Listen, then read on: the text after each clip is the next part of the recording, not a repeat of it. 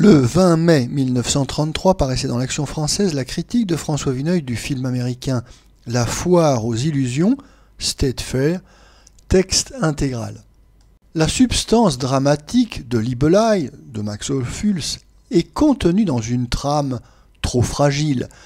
Le cinéma rapetisse l'horreur du fatum. Le déséquilibre d'un beau dessin et de sa réalisation un peu falote nous cause un vague malaise. Que l'on fasse, au contraire, un film avec quelques riens plaisamment observé, très concret, le cinéma gagne facilement la partie et l'on a La foire aux illusions. Ce joli film de M. Henry King dessine une étude de mœurs et de caractère, légère sans doute, mais d'un accent juste, des riches fermiers du centre américain. Les défauts des gens d'Hollywood sont connus, leur non-sens historique, leur outrecuidante niaiserie sur le terrain idéologique sont célèbres.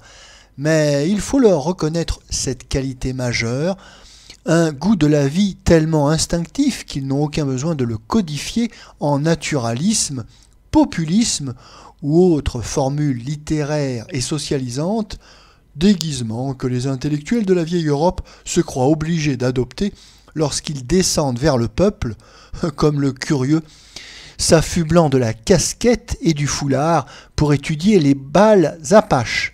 Les Américains restent inégalables lorsqu'ils décrivent par l'extérieur, sans souci de stylisation, un milieu, une caste, une corporation. Toute la psychologie des modestes héros de M. Henry King est immédiatement traduisible à l'écran.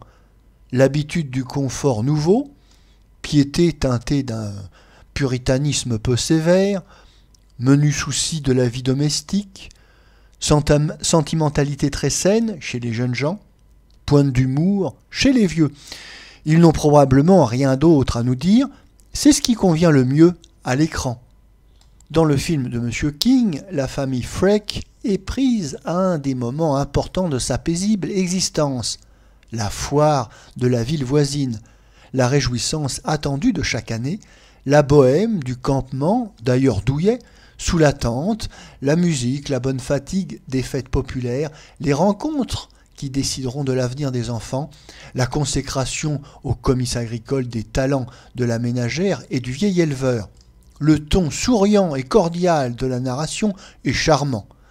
Cela est bien meilleur que les derniers films de M. Vidor, qui fut tenté lui aussi par cette étude du populaire, mais pour verser dans un esthétisme tardigrade, puis résigner, semble-t-il, toute ambition. C'est encore une cure d'honnêteté et de simplicité fort reposante, après les divorces de New York et les mitraillades de Chicago. Nous ne raffolons pas de Mlle Janet Gaynor, mais ses partenaires vivent sans après, avec une délicieuse bonhomie devant la caméra.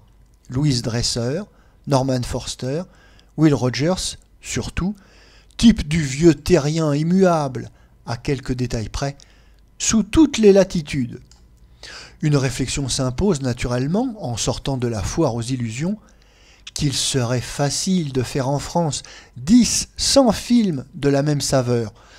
Mais notre cinéma est aux mains des agioteurs cosmopolites, à qui la vraie physionomie de notre pays demeurera toujours fermée.